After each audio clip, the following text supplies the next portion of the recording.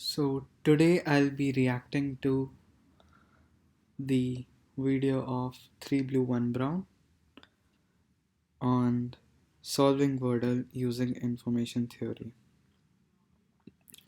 So first of all, why have I picked this video? So the background, let me give you some background.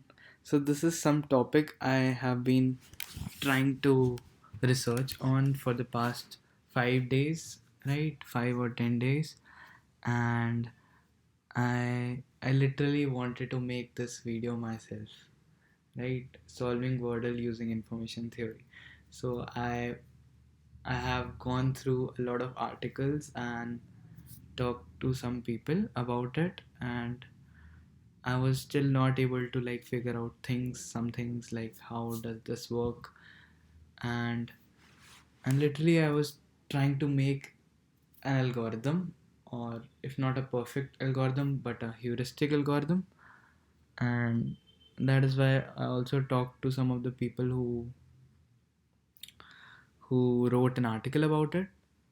So actually I wanted to make this video solving Wordle using AI or something, and it can be solved using information theory.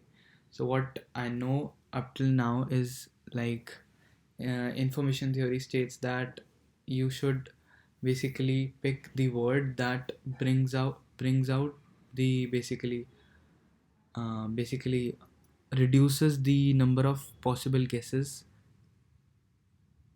to the lowest. Basically, the number of possible guesses remaining after a guess should be the minimum. So this is like the basics. Like, it is kind of like a binary search, in the way that, let's say there is an array, and when you predict a middle number, then you actually remove the one half of the array that is the most you can remove in one go, right? Because yeah, so basically remove bringing down your number of choices significantly down. That is what binary search does. So let's dive into it and let's learn more about this. Insert ये मेरा idea था meme here. You see, But what better than the legend himself explaining information theory through solving Wordle? Amazing. like a lot of people, I got kind of sucked into the puzzle. And like a lot of programmers, I also got sucked into trying to write an algorithm that would play the game as optimally as it could. And what I really like how this also displays the blocks. I thought I'd do here is just talk through with you some of my process in that. And I love the way he's showing the actual calculation of that algorithm. How is it actually trying out every different combination and actually trying to find the best word? explain some of the math that went into it, since the whole algorithm centers on this idea of entropy. I don't know about entropy.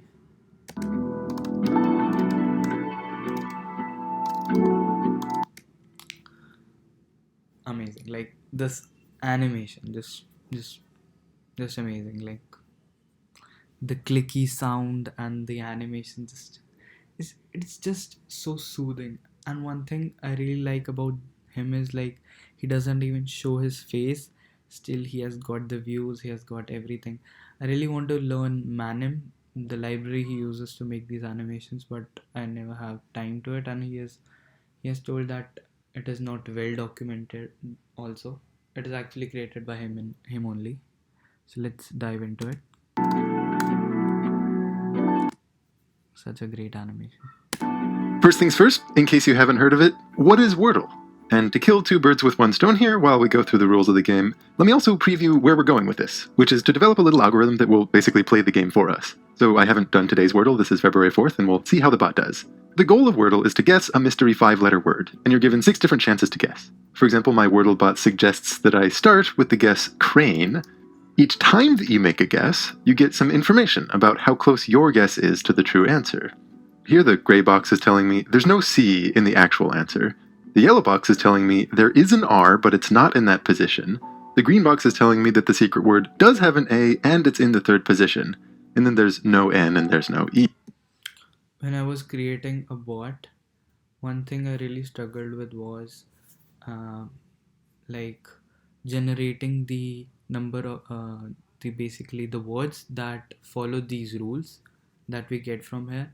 And there was a problem in it. That was because, let's say there are like two letters in the word that you predicted, and so that caused a lot of problems. Let's say the word was blood, and the O is actually present in the word, but even though the O is present in the word, the second O would actually still be black, right?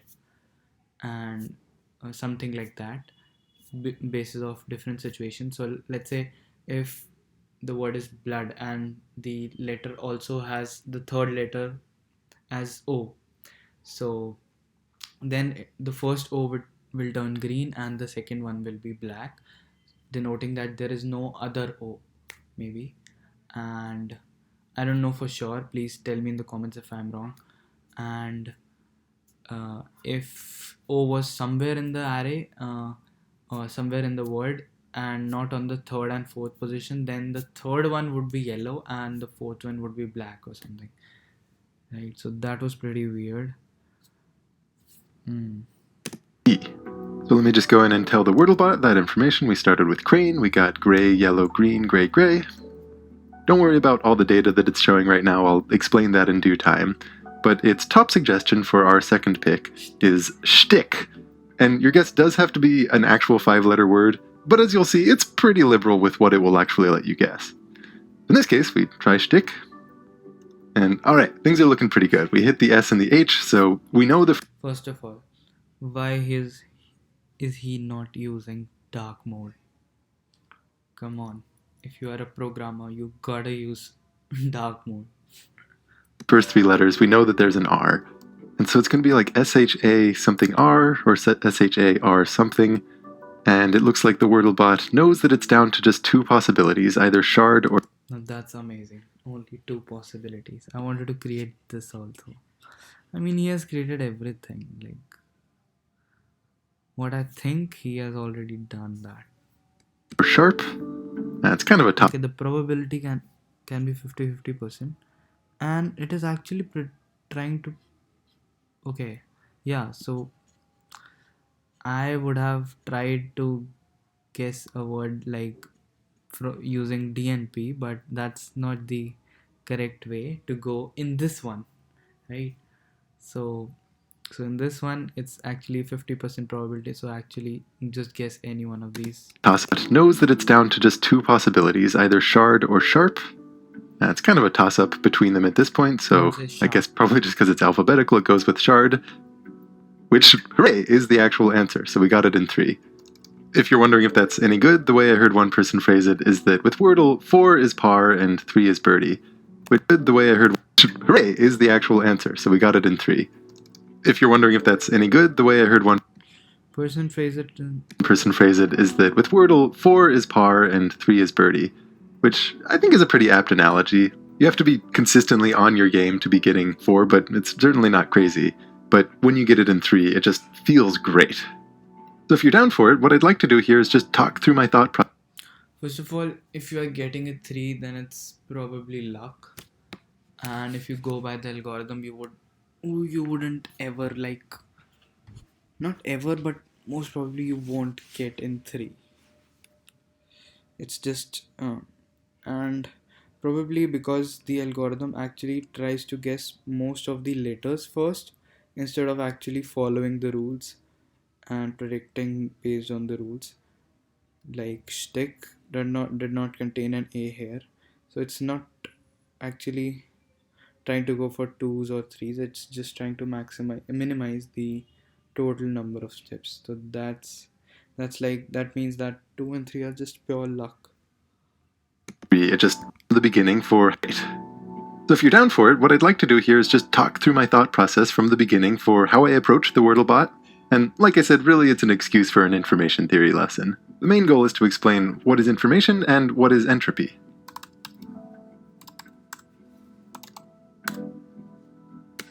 The keyboard sounds amazing. My first thought in approaching this was to take a look at the relative frequencies of different letters in the English language. So I thought, okay, is there an opening guess or an opening pair of guesses that hits a lot of these most frequent letters? I did that too, but I don't think that will be helpful after a few minutes. So I thought, okay, is there an opening guess or an opening pair of guesses that hits a lot of these most frequent letters? And one that I was pretty fond of was doing other followed by nails. The thought is that if you hit a letter, you get a green or a yellow, that always feels good. It feels like you're getting information. But in these cases, even if you don't hit and you always get grays, that You are still getting information, right? Even if it's gray. That's actually giving you more information, in my opinion. it's still giving you a lot of information, since it's pretty rare to find a word that doesn't have any of these letters. But even still, that doesn't feel super systematic, because, for example, it does nothing to consider the order of the letters. Why type nails when I could type snail? Is it better to have that S at the end? I'm not really sure. Now, a Oh wow. friend of mine said that he liked to open with the word weary, which kind of surprised me because it has some uncommon letters in there like the W and the Y. But who knows, maybe that is a better opener. Is there some kind of quantitative score that we can give to judge the quality of a potential guess? I think that quantitative score is what I talked about earlier, reducing the search space, maybe. Now, to set up for the way that we're going to rank possible guesses, let's go back and add a little clarity to how exactly the game is set up. So there's a list of words that it will allow you to enter that are considered valid guesses that's just about 13,000 words long. But when you look at it, Exactly. 13,000 words. And there's a lot of really uncommon things. Exactly. there's a lot of really uncommon things like ahead or ali and arg, the kind of words that bring about family arguments in a game of Scrabble. But the vibe of the game is that the answer is always going to be a decently common word. And in fact, there's another list of around 2,300 words Oh. Where can I get this list, by the way? that are the possible answers. And this is a human curated list. I think specifically by the game creator's girlfriend, which is kind of fun. Really? In fact, there's another list of around 20 is that the answer is always going to be a decently common word.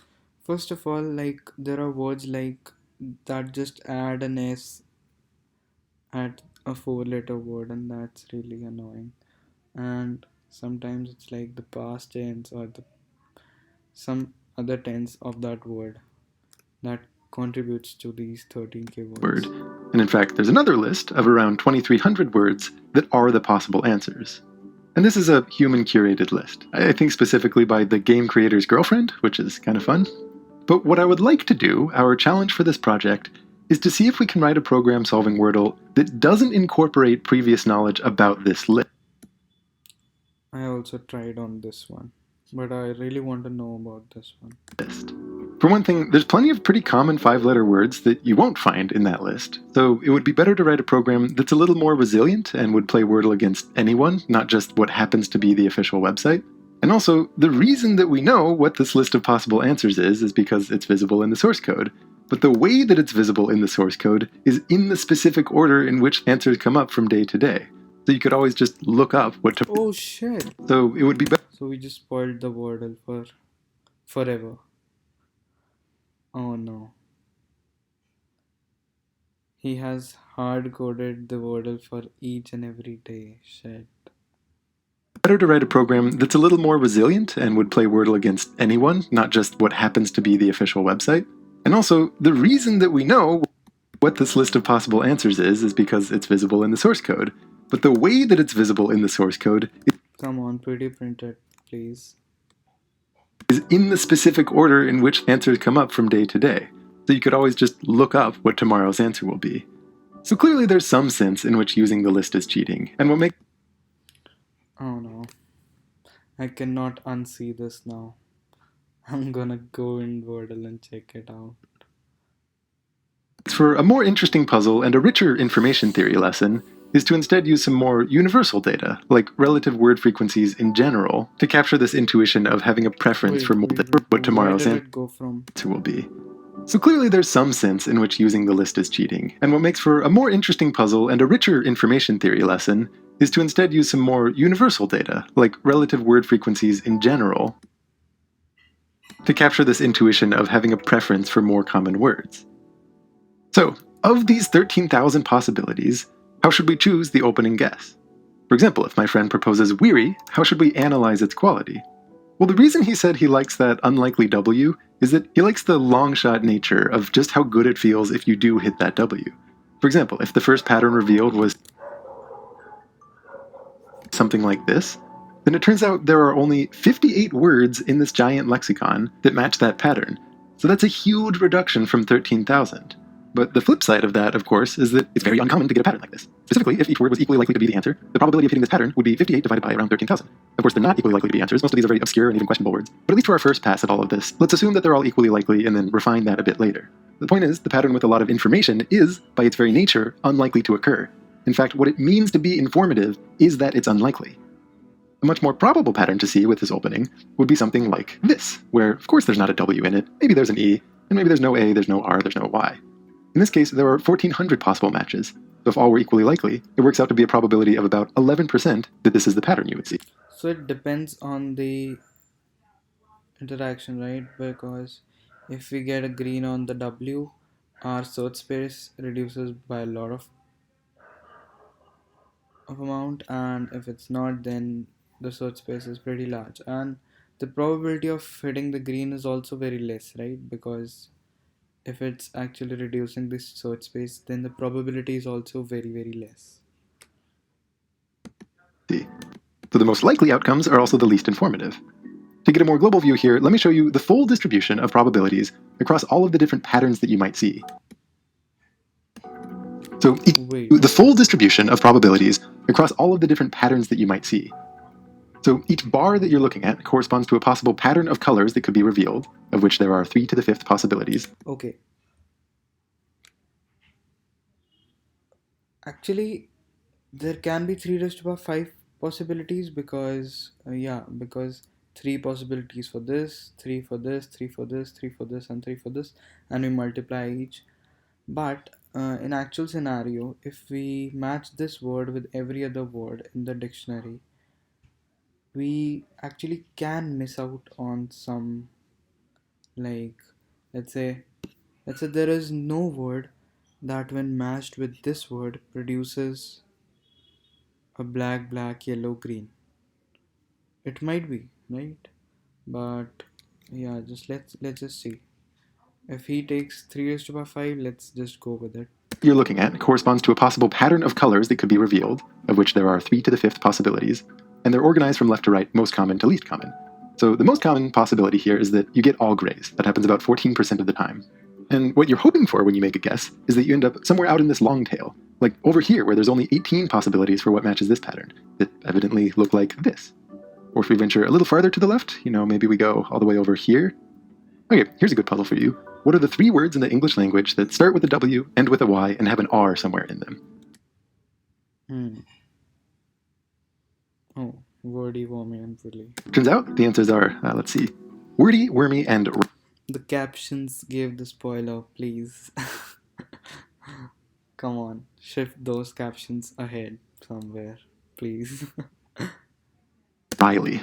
So to judge how good this word is overall, we want some kind of measure of the expected amount of information that you're going to get from this distribution. If we go through each pattern and we multiply its probability of occurring times something that measures how informative it is, that can maybe give us an objective score. Now your first instinct for what that something should be might be the number of matches. You want a lower average number of matches. But instead, I'd like to use a more universal measurement that we often ascribe to information, and one that will be more flexible once we have a different probability assigned to each of these 13,000 words for whether or not they're actually the answer. The standard unit of information is the bit, which has a little bit of a funny formula, but is really intuitive if we just look at examples. If you have an observation that cuts your space of possibilities in... I would like to stop here and continue tomorrow. And yeah, we'll watch it together. Yeah, so see you guys tomorrow.